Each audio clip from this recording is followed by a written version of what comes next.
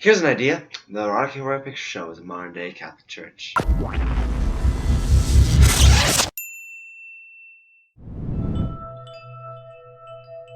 The longest-running movie of all time is a little flick called The Rocky Horror Picture Show, and it really is a show. For those of you who don't know, The Rocky Horror Picture Show is about many countercultural things. A hero that no one likes, a heroine who's a slut, a mad transvestite doctor and his beautiful Frankenstein creation, a German doctor with morals, a high-pitched glittery groupie, two siblings in love, a cryptic alien narrator, and Meatloaf. Enough said about that one. This movie is about one night in one castle with all these characters interacting and sleeping with each other. And like with all good musicals, the characters express what they need to in song and dance whenever they have a chance. The Rocky Horror Picture Show, like the Bible, is okay on a good day, but really, really boring on a bad day. And the true essence of it only comes out when you experience them with people. For example, most showings of the Rocky Horror Picture Show happen at midnight, but there's usually a pre-show. At this pre-show, people tell jokes, there's a virgin sacrifice, a virgin being someone who hasn't seen the film, and there's usually a short story about the history that goes like this. The Rocky Horror Picture Show came out in 1975 and was a ginormous flop. No one wanted to see it, probably because it was a weird, low-quality B-movie-esque musical about a singing transvestite. Nevertheless, a couple of years later, it started being shown as a midnight movie. The movie became a refuge for strange people, the LGBT community mainly. But back then, most people cared a whole heck of a lot about separating themselves from the gay community. But Rocky Horror didn't care whether you were straight, gay, bisexual, trisexual, or just a plain tricycle. People are people. You could say this is the very same message that the early Christian church wanted to spread. The early church was founded by people who wanted to overthrow cultural norms and have everyone treated right, regardless of their background. This movement was led by a charismatic man, not unlike Dr. Frankenfurter, who, from the outside, looked like he was a crazy radical with no firm ground to stand on.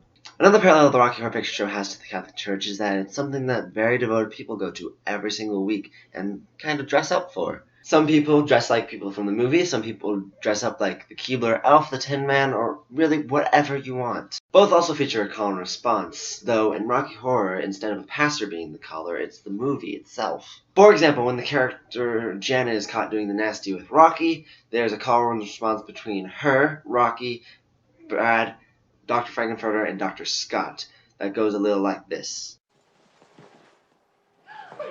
Janet! Dr. Scott! Janet! Brad! Rook! Bullwinkle! Janet! Dr. Scott! Janet!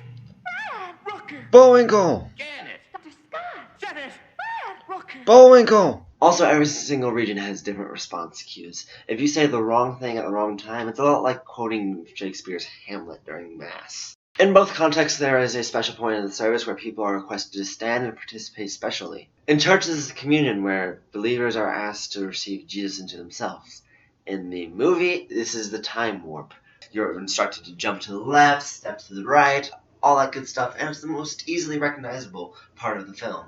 Then, after the final song is played, veterans of Rocky Horror go out and socialize with their fellow goers. Sometimes they go to a donut shop, sometimes a cigar shop, sometimes they just stay in the theater and chat. This is a lot like church in most places. You don't just leave after closing prayer, you socialize, and sometimes there's donuts.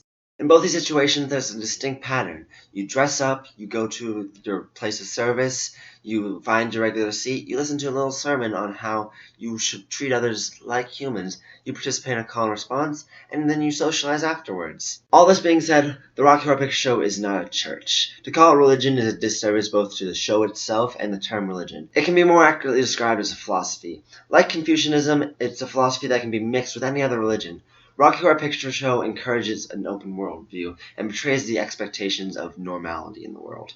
So what do you guys think? Does the Rocky Horror Picture Show have anything to do with the Catholic Church? Let me know in the comments down below, and don't dream it, be it. And by it, I mean the subscriber. I'd like to thank PBS Idea Channel for just inspiring me to do an idea like this. And if you want to tweet at Mike, I highly suggest it because I kind of want him to see this. I'm pretty proud. It's my life. Bye.